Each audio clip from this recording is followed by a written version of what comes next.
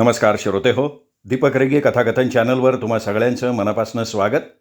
श्रोते हो, आज तुम्ही ऐकणार आहात प्रियंवदा करंडे यांच्या वैशाखातलं चांदणं या कथासंग्रहातली कथा. पण श्रोते हो, तत्पूर्वी तुम्ही जर आत्ता चॅनलवर पहिल्यांदा आला असाल किंवा अजूनपर्यंत तुमच्याकडनं चॅनल सबस्क्राईब करणं झालं नसेल तर एकच विनंती करतो, कृपया चॅनल सबस्क्राईब करा. ऐकूयात प्रियंवदा करंडे लिखित त्याचे तया कळाले. आज कितीतरी दिवसांनी आराधनाने विश्वासच्या आवडीचा बटाट्याचा रस्सा केला होता. खरं तर साधा रस्सा, तोही बटाट्याचा, असं वाटेल कोणालाही. पण विश्वासला आवडणारा बटाट्याचा रस्सा वेगळाच होता. तो फक्त आराधनाला जमायचा, म्हणजे जमत असे. कारण गेल्या कित्येक दिवसात काय, महिन्यात तिने मुळी तसा रस्सा केलाच नव्हता. त्यामुळे त्याची भट्टी जमेना. कधी तिखट कमी तर कधी तेल जास्त, कधी चिंच कमी तर कधी कसुरी मेथी जास्त, असं व्हायचं. मग तिने नादच सोडला. तिने युक्ती लढवली.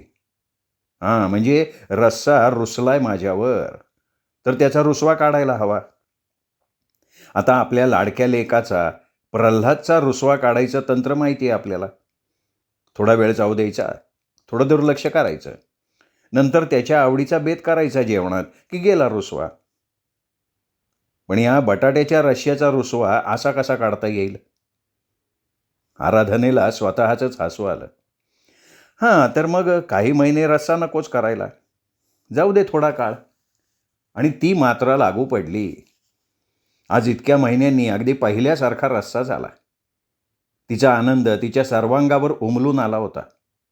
वा वा आराधना, जिंकलंस ग बाई तू जग, असं ती स्वतःशीच पुटपुटली. ती तिची अगदी जुनी सवय, शाळा कॉलेजात असल्यापासून. कधी कुठल्या वक्तृत्व स्पर्धेत म्हणा किंवा पाठांतर स्पर्धेत म्हणा, बक्षीस मिळालं की आराधना स्वतःशीच आधी संवाद साधायची, म्हणायची, छान छान छान, अशीच यशस्वी हो बरं, आगे बढो आराधना. आणि मग स्वतःशी हसायची. त्यानंतर मग आई, बाबा, दादा आणि मैत्रिणी यांच्याबरोबर कसं भाषण केलं, कशी मजा आली, कुठलं पुस्तक बक्षीस मिळालं, मग शाळेतल्या बाईंनी कौतुकानं तिचा कसा गालगुच्चा घेतला वगैरे सगळी कहाणी मोठ्या रसाळ शब्दात ती वर्णन करायची. तीच सवय आत्ताही होतीच की. त्या दिवशी तिच्या गुलू मावशीने तिला फोन केला. म्हणाली, अगं आराधना, आज येशील माझ्याबरोबर शॉपिंगला? शॉपिंगला येईन की, पण राजेश्रीताई कुठे गेली आहे? अगं तिच्या मुलीची परीक्षा आहे ना. आणि मला कनी सोनाराकडे खरेदी करायची आहे. तू असलीस तर? अगं येते मी, काळजी करू नकोस. त्या दिवशी आराधना दुपारपासून रात्रीपर्यंत गोलू मावशीबरोबर होती. फार काही शॉपिंग नव्हतं. शेजारणीच्या नातवासाठी एक छोटीशी सोन्याची अंगठी खरेदी करायची होती. रात्री झोपताना थोडा निवांत वेळ बघून आराधना विश्वासला म्हणाली, अहो अहो आज कसली धमाल आली म्हणून सांगू तुम्हाला. गोलू मावशीबरोबर ना खरं तर नेहमीच मजा येते.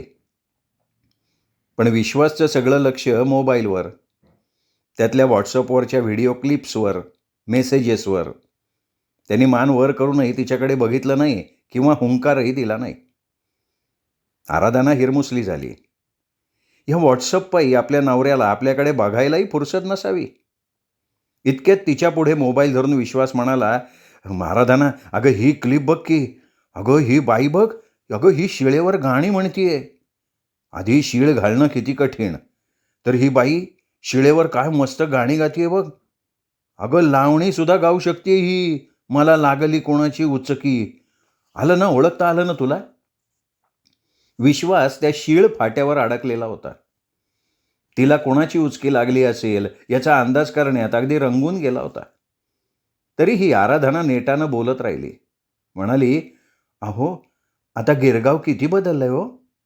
गुलू मावशीनी पण घर अगदी नव्यासारखं केलंय. तुमची आठवण काढली बरं का तिने. तुमच्यासाठी चकल्या दिल्या आहेत, अगदी आरळ आहेत. आराधनानं बोलता बोलता चेहऱ्याला, हाताला क्रीम लावलं. त्याचा मंद सुगंध दरवळला. अच्छा, तो ये बात है तुम्हारे मुलायम चेहरे की, असं म्हणत तिच्या गालावर ओठ टेकवणारा विश्वास या सुगंधानंही मोहरला नाही. अहो अहो अहो कसला तरी मस्त वास दरवळतोय. आराधनाने त्याच्या खांद्याला हलवत म्हटलं, आराधना, अगं आराधना, ही व्हिडिओ क्लिप बघ ना. अगं जपानमध्ये भूकंप झाला ना तेव्हा, अगं बघ बघ बघ, इमारती तरीसुद्धा शाबूत आहेत गं. एखाद दुसरी पडतीये. पण कमाल आहे नाही का या जपानी लोकांची. किती रिसर्च केलाय त्यांनी भूकंपावर मात करायला. घरं पण कशी अगदी हलकी फुलकी बांधतात माहिती आहे का. माणसं पण कमी मारतात बरं का त्यामुळे. शिकलं पाहिजे त्यांच्याकडनं बरं का. विश्वासचे डोळे जणू त्या मोबाईलवर चिकटलेले होते, चित्त त्या क्लिपवरच्या घटनेवर. आराधना तिचं मस्तक त्याच्या रुंद खांद्यावर टेकवणार होती. त्याचा हात हातात घेऊन त्याला काय काय सांगणार होती. गुलूमावशीच्या शेजारच्या बाईंनी ही लग्नाची आहे का असं विचारलं तेव्हा गुलूमावशी म्हणाली, हिला 16 वर्षाचा मुलगा आहे. हां, पण माझी आराधना आहेच सुंदर आणि चवळीची शेंग अगदी. तेव्हा आपल्याला विश्वासची खूप आठवण झाली होती हे तिला खुलवून खुलवून सांगायचं होतं. तरीही ती प्रयत्न न सोडता म्हणाली, काय हे विश्वास, लक्ष कुठं आहे तुमचं. अगं ऐकतोय ना, तुझं सगळं ऐकतोय मी. हां, तर मग काय म्हणाली तुझी गोरेगावची आत्या. कर्म माझं. अहो, गिरगावची मावशी, तिच्याबद्दल बोलतेय मी. काय गिरगाव काय आणि गोरेगाव काय. हे आराधना, अगं हे बघ हे बघ, वाच वाच वाच वाच वाच. लालबागच्या राजाच्या दर्शनासाठी 10 तास रांगेत उभं राहून दर्शन घेऊन आलेल्या भक्ताला घरच्या गणपतीनं विचारलं, सोनू, तुझा माझ्यावर भरोसा नाही का. मस्त आहे का नाही. विश्वास विचारत होता. आराधना मात्र मनात म्हणत होती, हो रे गणराया, माझा तुझ्यावरच भरोसा आहे रे. या माझ्या शत्रूला म्हणजे विश्वासच्या डोक्यात शिरलेल्या व्हॉट्सअपासुराला नष्ट कर रे बाबा. तूच आता काहीतरी चमत्कार कर, विश्वासला साक्षात्कार दाखव रे बाबा.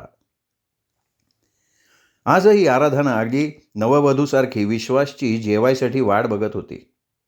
प्रल्हाद कॉलेजच्या सहलीनिमित्त गोव्याला गेला होता. खूप दिवसांनी आराधनाच्या मनात पुन्हा आशेचा अंकुर फुटला होता. या व्हॉट्सअपमुळे तिला विश्वासकडनं काय काय ऐकून घ्यावं लागत होतं. त्याची मुक्ताफळं तिला आठवली. तू अगदी अडाणी आहेस म्हणून तू तुझ्या मोबाईलमध्ये व्हॉट्सअप घालून घेत नाहीस. तेव्हा ती त्याला एवढंच म्हणाली, विश्वास, अहो मला प्रत्यक्ष भेट हवी असते. मनापासून संवाद करावासा वाटतो. दादाचा, आईचा, बाबांचा, सगळ्यांचा प्रेमळ, आश्वासक, उबदार स्पर्श हवा असतो मला. अगं ते सगळं जुनं झालं आता. पण तुला जीन्स आणि टॉप नको, तर नऊवारीचाच कासोटा घट्ट बांधायला आवडतो ना. मग अहो तसं नव्हे. तुम्ही सुद्धा बोलताना पूर्वी मला गालावरनं लाडानं चापटी मारायचात. हातात हात घेत असो आपण गप्पा मारताना त्यावेळी. नवरा बायकोच्या प्रेमात असे प्रेमाचे, जिव्हाळ्याचे स्पर्श जगण्याला उभारी देतात हो. अगं पण या ॲपमधनं किती नॉलेज मिळतं. पटकन कोणाशीही संवाद, माहितीचं भांडार आहे हे. आराधनाने पटकन विचारलं, हो का. मग सांगा बरं, प्रल्हादच्या एका जवळच्या मित्राचं नाव. ते जवळचा मित्र कोणाचा म्हणाली. प्रल्हाद. हां हां हां, प्रल्हाद. अहो प्रल्हाद, प्रल्हाद म्हणजे आपला एकुलता एक मुलगा. आठवत आहे ना. शहाणीच आहेस. स्वतःचा मुलगा आठवणार नाही काय. मग काय म्हणलीस काय तू. त्याच्या मित्राचं नाव. अगं अगदी सोपं आहे ते. काय ते ते विश्वासला पुढे काही बोलता येईना तसा तो म्हणाला, आराधना, तू ना या डबक्यातल्या बेडकीसारखी आहेस. त्याच त्याच लहानशा डबक्यात उड्या मारतीयस आणि त्यात खुश आहेस. कारण ना तुला बाहेरचं ह्यूज जग दिसतच नाही आहे. या जगात काय काय घडतंय ते तुला कळतच नाही आहे. अगं आराधना, डोळे उघड, डोळे उघड आणि बघ ही दुनिया. त्या डबक्यातनं महासागरात ये, मार उडी मार. अगं अवघा एक ॲप मोबाईलमध्ये घ्यायचा आहे फक्त आणि आमच्यासारखा ज्ञानाचा खजिना सर करायचा आहे. अगं नशा चढू देत त्या ॲपची, मजा येईल बघ मग तुला सुद्धा. आराधना भरल्या डोळ्यांनी आणि भरल्या मनाने त्याच्या शब्दांचे बाण झेलत वेदना सहन करत होती. व्हॉट्सअपवरून यांनी आपल्या मनाचे इतके लचके तोडावेत. MSc आहे ना मी. फिजिक्स, केमिस्ट्री मीच शिकवते ना तुझ्या लेकाला. विश्वास, आता मी 40शीकडे झुकतीये. नवऱ्याची साथ, त्याचा सहवास, त्याच्याशी लाडालाडानं वागणं, बोलणं हे हवंय रे मला. पण प्रत्येक रोमॅन्टिक क्षणाला तुला मला ते ट्रम्पचं राजकारण, त्याचं चुकीचं धोरण का वाचून दाखवावं असं वाटतं रे? कुणीतरी वेड्यासारखी केलेली आत्महत्येची क्लिप का दाखवावीशी वाटते मला? माझ्या डोळ्यातली तुझ्याबद्दलची आस तुला दिसत नाही का रे? कशी दिसणार? या व्हॉट्सअपने हिरावून घेतलंय रे. आणि हे तुला कसं कळत नाही? पूर्वी आपण एकमेकांजवळ बसून गुजगोष्टी करायचो. तू मला कुरवळायचास. लहान मुलीसारखे लाड करायचास. माझ्याबद्दल तुला सारं काही माहिती असायचं. नव्हे, तू इंटरेस्ट घेऊन दिवसभरातलं सगळं विचारायचास. मी, प्रल्हाद आणि तू. एक इवलसचं जग रे. पण त्यातच अवघ्या विश्वरूपाचं दर्शन घडायचं की रे आपल्याला. आता मात्र बाहेरचं विश्व हेच तुझं जग झालंय. विश्वास, आजकाल तुम्ही निर्जीव वस्तूंना कुरवाळता, प्रेमानं जपता, हळूवार स्पर्श करता. पण जीवाच्या जीवलगांना, सजीव माणसांना मात्र हाडतोड करता. अरे गाडीला स्क्रॅच गेला तर तुमचं मन कळवळतं, पण जिवंत माणसांच्या मनाला घरं पाडता, जखमा करता तुमच्या कटू शब्दांनी. याची तुम्हाला जाणीव सुद्धा नाहीये. नसतेच ती. तुमचं लक्ष सजीवांकडे, पण चित्त मात्र निर्जीव वस्तूत. मोबाईल, गाडी, लॅपटॉप. वाटतं ना की तुम्हाला व्हॉट्सअपवरचा मजकूर वाचता येतो, पण बायकोचं मन नाही वाचता येत तुम्हाला. तिच्याशी बोलता येत नाही तुम्हाला. विषयच सुचत नाहीत. फ्रीज होता तुम्ही, फ्रीज. यंत्र बनता. पेट्रोल डिझेल दरवाढीचे मेसेजेस आणि राजकारणावरचे उपहास गर्भविचार. अहो, तुमचं स्वतःचं म्हणणं ऐकवा ना मला. नाहीतर आपल्यात दुरावा निर्माण होईल. कारणाशिवाय दरी निर्माण होईल. कसं सांगू? तुमच्यातनं मला तो मोबाईल दिसतो. अकराळ विक्राळ मोबाईल. व्हॉट्सअपच्या काळ्या आवरणात असलेला. भीती वाटते हो मला आता. तुम्ही मला मूर्ख म्हणता, अडाणी म्हणून हिणवता. पण हे तुमचं म्हणणं किती चुकीचं आहे याचं भान आहे का तुम्हाला?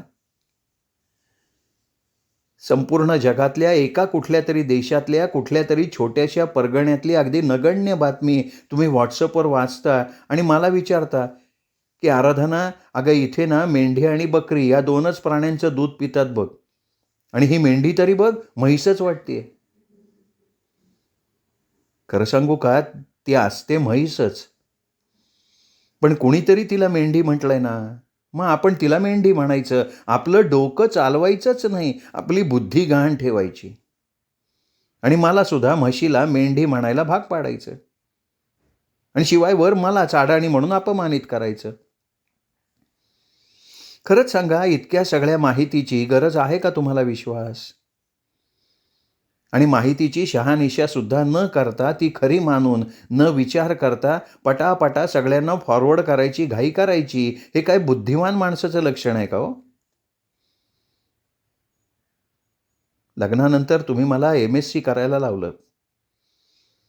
आज मी व्हिजिटिंग लेक्चरर म्हणून काम करते, ते तुमच्या पाठिंब्याने.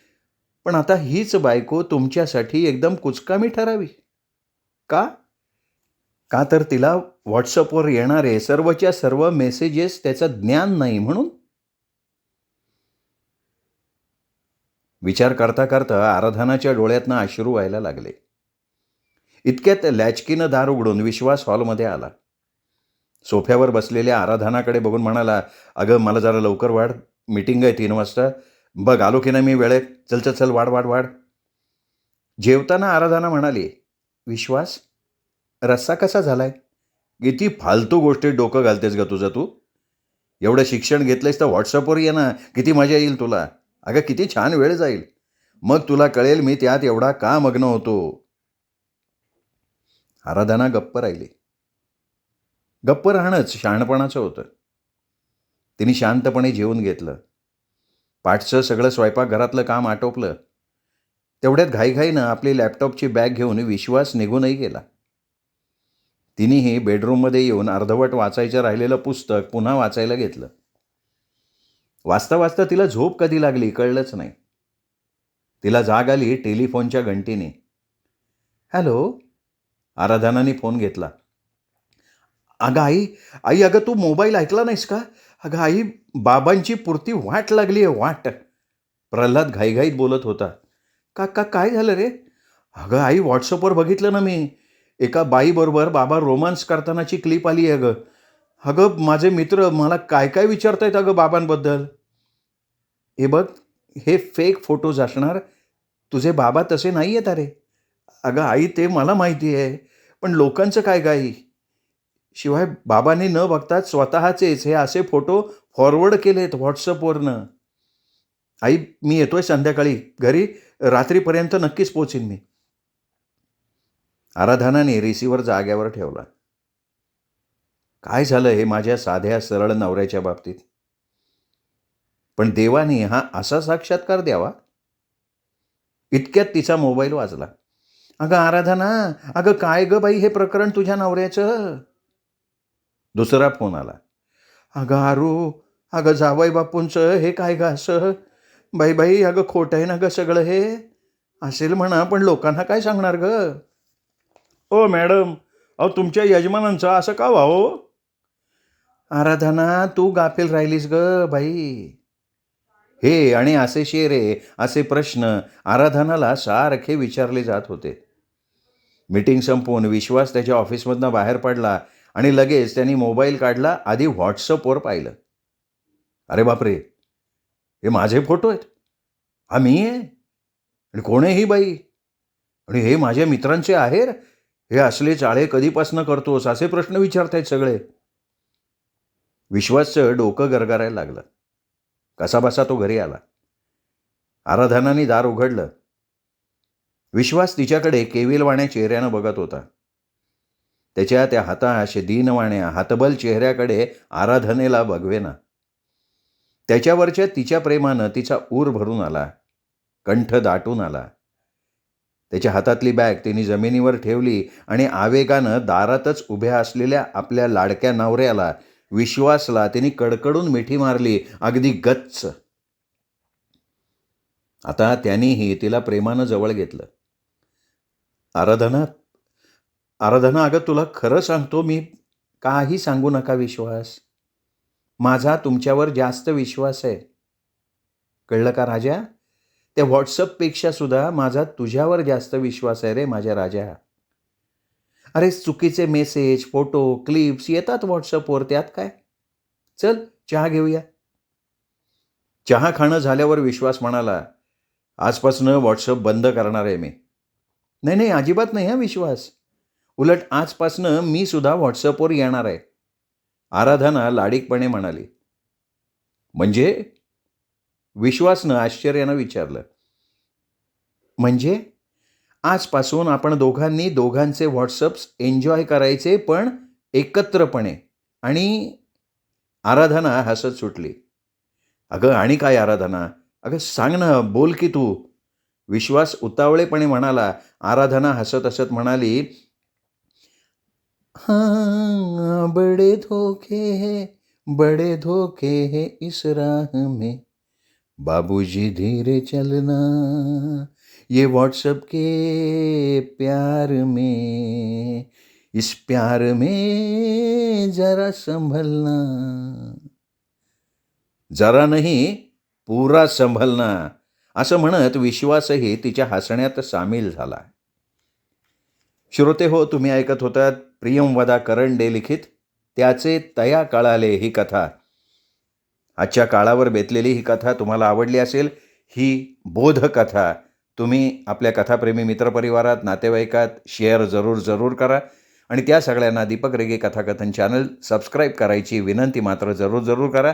आत्ता वरती जो माझा फोटो दिसतोय, या फोटोला क्लिक केल्यावर चॅनल सबस्क्राईब करता येतं हे लक्षात घ्या. भेटूयात अशा उत्तमोत्तम कथा आणि कादंबरीसह. तोपर्यंत नमस्कार.